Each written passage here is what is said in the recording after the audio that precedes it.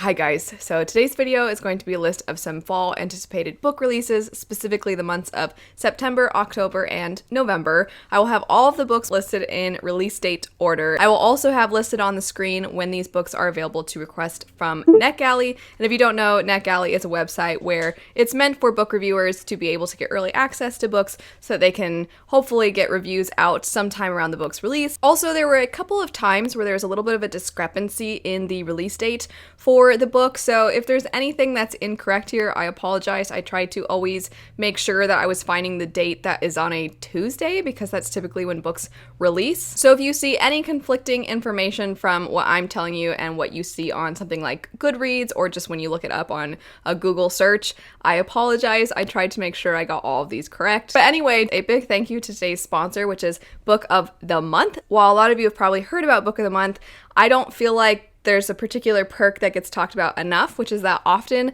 Book of the Month will actually get books out early to people, which is really cool. I have had that happen to me earlier in the year. The book Half Sick of Shadows actually came out before the release date, so it's always really exciting to know that it's an option. Plus, Book of the Month is very affordable. I have a discount code, which is Elliot, where you can get your first book box for $9.99 with that code, so I'll have that information in the description bar down below. For those that don't know, Book of the Month is a fast-growing online book subscription service where you have a selection of 5 different books each month. You pick the one that sounds the most interesting to you. You can skip a month, no problem, if there isn't one that you're particularly interested in. They have a wide range of age ranges and genres, debut authors or returning authors. They have a great selection. You will pretty much always see these books on best of lists. A lot of times they end up being award-winning books or Goodreads Choice Award winners. The particular book that was an anticipated release of mine from this next quarter that they had was The Inheritance of Orquídea Divina. This particular one follows a family, the Montoyas, and once they go to the matriarch's funeral of their family, they discover that there's a lot of inheritance left to them, but there's definitely a lot more to this inheritance than they originally thought. This is the fantasy selection that they had this month. We also have the book Once There Were Wolves. Can you figure out a book that has a more fall appropriate cover?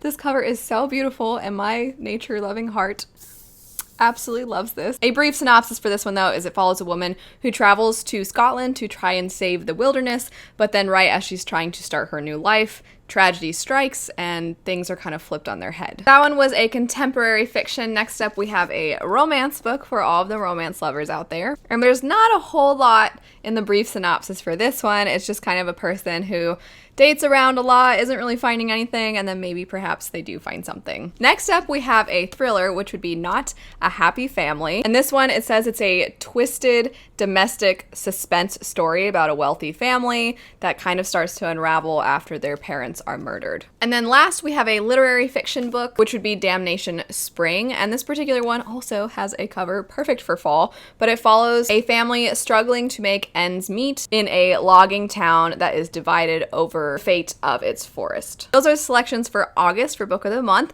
Like I said, I will have information for Book of the Month in the description bar down below. But jumping into the anticipated book releases, The Inheritance of Orquídea Divina actually comes out September 7th, with the exception, like I said, of this Book of the Month edition. But then moving on from there into September 14th, we have a couple of different anticipated releases. One of them is Defy the Night, and the other one is The Wisdom of Crowds. So both of these are by quite well-known authors. Probably, I'm guessing for a lot of you, The Wisdom of Crowds is more well-known. This is the third book in a series by Joe Abercrombie. It takes place in the same world as First Law. The other one, Defy the Night, is by Bridget Kemmerer, which a lot of you know from her Cursebreaker series, which would be A Curse So Dark and Lonely. And while I didn't absolutely love the conclusion to the trilogy, I did really enjoy that first one, and overall I had a fun time with it. So now I'm very interested to see what Bridget Kemmerer does next, and very soon I can find out. It says for this one, it's a blockbuster fantasy series about a kingdom divided by corruption, the prince desperately holding it together, and the girl who will risk everything to bring it crashing down. Next up, we have She Who Rides the Storm. I had not previously seen anybody really talking about this book. It was when I was searching release dates for other books that it popped up as you might also be interested in this, and I was like, I mean, what is it? And I clicked on it, and there was a little blurb by Brandon Sanderson, and I was like, okay, what is this? And Now I'm excited. This one comes out on September 21st, and it says that it follows 4 teens who are drawn into a high-stakes heist in the perilous tomb of an ancient shape-shifting king. Also on the 21st, we have The Iron Widow. I've seen quite good things so far of early reviews, and this one, it seems like a very interesting blend, but I know that it says there's giant transforming robots that can battle the mecha aliens that lurk beyond the Great Wall. Moving into October, we have Little Thieves. Once again, just like She Who Rides the Storm, this is one that popped up when I was searching for other ones, and then when I was looking into it, I was like, that actually sounds really fun. It seems like the perfect book for fall because I always, for whatever reason, associate retellings with fall, almost always, fall and winter. So this particular one, especially, it says that Margaret Owen crafts a delightfully irreverent retelling of The Goose Girl about stolen lives, thorny truths, and the wicked girls at the heart of both. That one is anticipated for October 5th, and also for October 5th, we have Vespertine. Originally, I didn't want to know anything about this because I just knew it was written by Margaret Rogerson, who wrote An Enchantment of Ravens and Sorcery of Thorns, and I enjoyed both of those. But I feel like it wouldn't be all that helpful to all of you if I said nothing about the story. So a little brief snippet from Goodreads. It says that it's a new thrilling story about a teen girl with mythic abilities who must defend her world against restless spirits of the dead. Next up for October 12th, we have The Keeper of Night. This particular one sounds absolutely amazing, and I've heard basically nobody talk about it. It follows a girl named Ren, and it says she has been collecting souls in the London streets for centuries, expected to obey the harsh hierarchy of the reapers who despise her. Ren conceals her emotions and avoids her tormentors as best she can. When her failure to control her Shinigami abilities drives Ren out of London, she flees to Japan to seek the acceptance she's never gotten from her fellow reapers. Accompanied by her younger brother, the only being on Earth to care for her, Ren enters the Japanese underworld to serve the goddess of death, only to learn that here too she must prove herself worthy. Determined to earn respect, Ren accepts an impossible task: find and eliminate 3 dangerous yokai demons and learn how far she'll go to claim her place at death's side. Next up, we have Jade, Fire Gold. I have already pre-ordered 2 different editions of this book, so you can tell I'm excited about it. The synopsis says it's inspired by Chinese mythology with rich magic and an epic slow burn romance. In an empire on the brink of war, An is no one, with no past and no family. Alton is a lost heir, his future stolen away as a child. When they meet, Alton sees in An a path to reclaiming the throne. An sees a way to finally unlock her past and understand her arcane magical abilities, but they may have to pay a far deadlier price than either could have imagined. It sounds wonderful.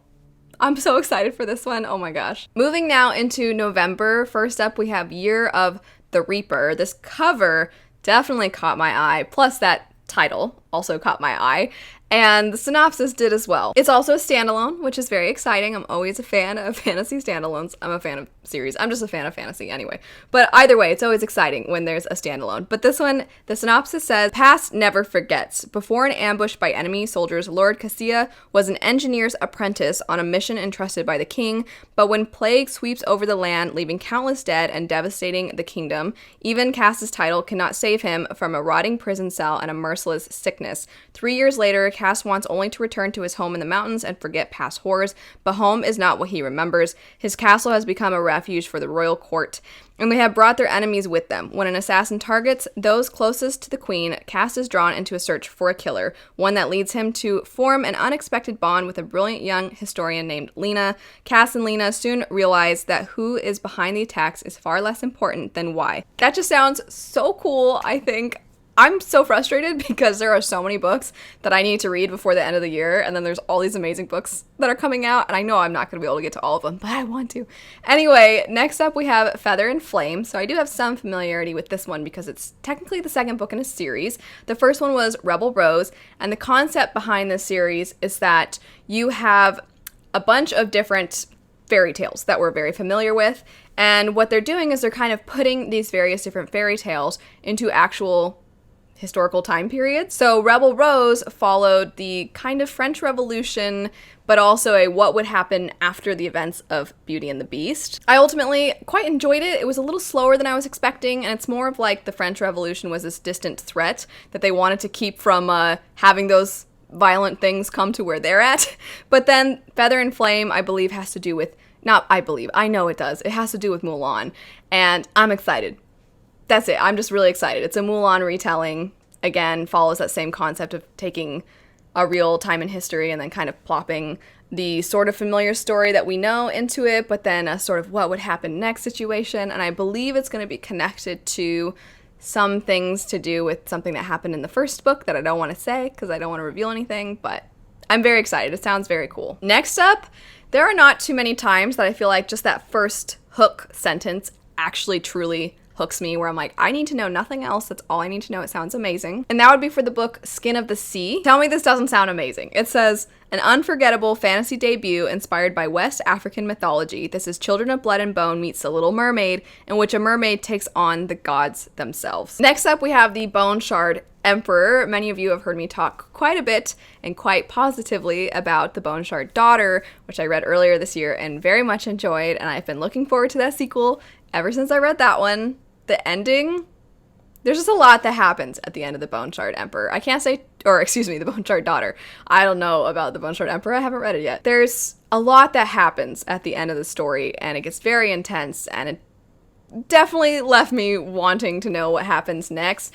And I keep, it's the one, whenever there's videos where there's a question or when people are asking about anticipated releases, that's the one for the latter half of the year that I'm always like, that one, I can't wait for that one. So it's coming out soon. I have a whole in-depth book review for it if you are interested in knowing more about it, but basically it follows this society where there is a girl who has lost her memories and she's supposed to ascend to becoming the new empress, and she does not know what she needs to know because she lost some of her memories. That has to do with the magic that is throughout the kingdom, and so she's trying to regain those memories, and she doesn't really know what's going on. There's kind of this mystery aspect to her plot line. There's also a character searching for his missing wife, and then there's a few other characters who are trying to do right by the people of their land. They come from different classes, and they're doing what they can to band together and do what's best for their people, and these are all kind of intertwined in a very interesting, engaging way. And then there's some other stuff that happens that you're like, what's going on? And it's great, and I really enjoyed it, so I'm really looking forward to this next one. After that, we have The Fall of Babel. This is the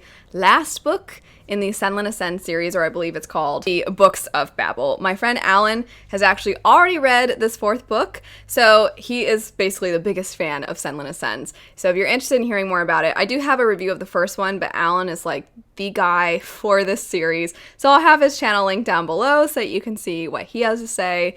Definitely check out his channel in general. He's great. The last two books are also sequels. We have These Violent Delights sequel, which would be Our Violent Ends. And the first book is a Romeo and Juliet retelling where we are in 1920s Shanghai. And it's kind of a West Side Story vibe because they're on opposing gangs.